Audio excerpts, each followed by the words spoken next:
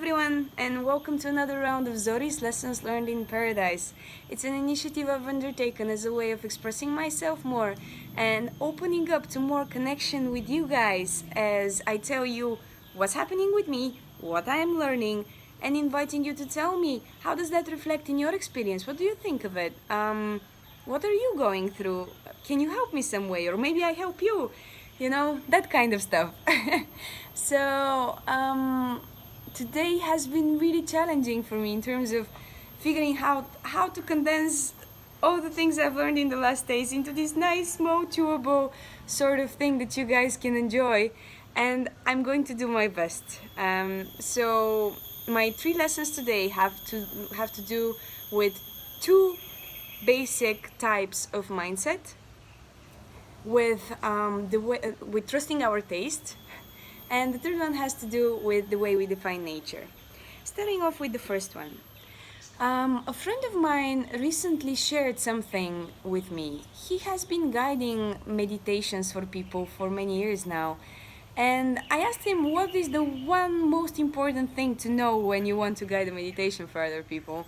And what he told me is that it has nothing to do with what you tell them to imagine or to feel or whatever, but it has much more to do with the mind state or the energy or the emotion that you want to transmit to them. So, for example, if you want them to feel calm and relaxed, you cannot do it unless you feel it inside of you, and so they can feel how that feels like and do it themselves. And that's a much bigger determinant of the success of your guided meditation, for example, than anything else. And over time, I've started really reflecting on that and trying to see how it applies to different things that I do. And one thing that I've realized is that, maybe calmness and relaxation is not the state from which I always want to approach whatever I do. Maybe, for some of the things I've been doing, playfulness and joy has been a much better state that I wanted to show to others. But what they have in common is that there is 2 basic states of being. One is the state of being open and really sort of allowing things to flow for you and allowing yourself to express whatever it is that you're really feeling and get in that state of whatever it is that you want to transmit. And the other one is a state of being clenched, of being tight, of being protective of yourself, of being stressed. And those 2 states have everything to do with the success of what you want to achieve. And we put so much time trying to plan things out and have everything thought through and this and this should happen for this to be successful. But the most important thing is not actually that. It is what is the state of mind from which you approach it. Because if I come to you and I want to tell you something and I'm like, well, that's one thing. If I come to you and I'm like, that's another thing.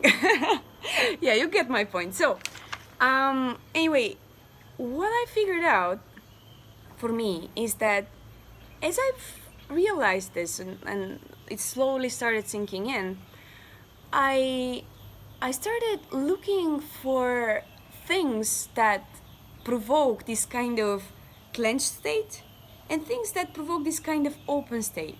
So for the first one thing that I've noticed is that there is this concept of boundaries that we often hear about. It's like you have to define your boundaries, like that sort of space in which you feel protected and you feel safe and you don't let others come in.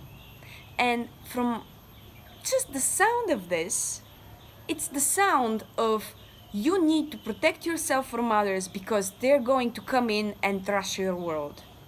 And that's a very typical example of something that is related, at least in my feeling and in my experience, to clenching, to protecting, to closing in. And I'm not saying boundaries are a bad thing. I'm saying the word we use and the way we use it is much more often used in the wrong way. And actually, we were discussing with a friend that the much better way to put it is, what value do I want to express in this moment through my actions? So that's a completely different frame of mind, and that's a frame of mind that opens you up. And there is also, this is about things that might block us, and there's also things that help us open. And so, for me, what I've noticed that is that there's things that I call openers. And those things are like a friend of mine, for example, showing up and telling me randomly, like, Zori, I don't know in the next days where I'm gonna sleep. I have to look for a place, and me feeling like, all right, just come and stay with me, So that's an amazing, amazing opportunity in which it might feel like I'm giving to her, but I'm actually receiving, because she's giving me an opportunity for me to open to more interaction with the world. And that's the mind and that's helping me get in that mind state. In a similar way, a friend of mine just recently got bitten by a snake, and she had a campaign, and she asked for people to help her with the medical expenses for that. And I couldn't afford to give her that much, but I was like, okay, fuck it, I give her as much as I can. And and the moment I clicked that button of donating to her campaign, I felt like, wow. So that's yet another opener. I've just went into yet another opener where it feels like I am giving, but I'm actually receiving. I'm receiving an opportunity to open to people and to the world, And that's so much more valuable than any money that I can give her. So she's giving me more without knowing it. So that was my first lesson learned of like, there is the clenched mindset, the closed mindset, and the open mindset. And those two states are much more important for the success of what we do than what exactly it is that we end up doing.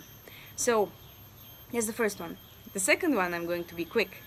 It has to do with something that I heard yesterday in the Bali Spirit Festival volunteer orientation. There is a festival going on here that's attracting thousands of people from all over the world, and I'm one of 300 volunteers that are going to help it happen. And the founder of Yoga Barn and this festival and a lot of different awesome things that are happening here in Bali stood up in front of us, and he shared a little bit of his story of how everything started. And they started with just opening up a restaurant. And he said the reason we opened up that restaurant was because we really love to eat. and when he said that, and he told us that actually in the beginning they just had 2 types of soup and 1 type of main dish, and they had no idea how to cook, and it was really hard for them. It helped me realize that, it's such a good analogy of, when we start something, we might feel like, oh, we need to know how to do that, But actually what we need the most is our taste, is trusting our taste, He said, we really like eating. So he might not know how to cook well, but he knows very well what he's aiming for as a result of that cooking, which is his taste of what he enjoys eating. And I realized this is such an important distinction, just knowing that, we might not know what exactly we're doing and how we're doing it, but we have this strong feeling of taste of what we like, and if we trust it, it will guide us to the right places. So the second lesson. Third lesson has to do with nature and the way we define it. I was reading lately, a book from a guy called Becker, I think, and it's called The Denial of Death. And what he shares in that book is that nature is usually portrayed as this nice, kind of motherly presence, but it's actually an evil bitch. That's what he said. It's an evil bitch that comes up and defines everything in a way that every creature needs to chew and bite and tear off another creature in order to survive, which is evil and destructive. And it was very striking for me to read this kind of definition. And when I shared it with a friend, he pulled out his phone and he showed me a beautiful, beautiful article that he had written about the kindness of nature and how amazing it is and how much it's there for us and is helping us. And as I was reading that, I realized those two approaches, as opposite as they seem at first glance, are actually very close to one another. You know, whether you look at nature as something that is like really cruel and against you, or it's really kind and is really good to you, or it's very useful in everything that it's giving you and you can use to produce anything you might want, you know, those things, those approaches have something in common. And that thing in common is the conscious act of defining what is it for you. The conscious act of saying, I'm taking responsibility for being in this weird world. And yeah, I know it's all true. All of these perspectives are true. But I'm going to choose the one that fits me better and the one that works for me. And I'm going to stick with that because it allows me to experience it so much more.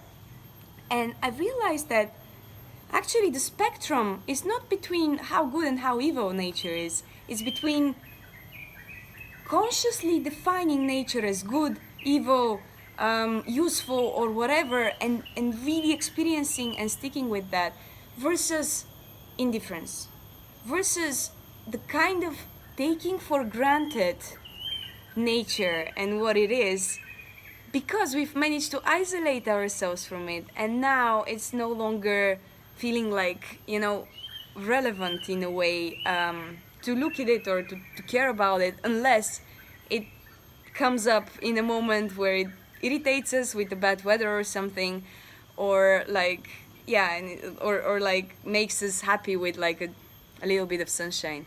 So yeah, that's the third lesson that I've learned about this, let's say, any kind of perspective you might have on something that you, and any kind of value or belief that you have is actually not opposite to the beliefs of others, it's opposite to indifference.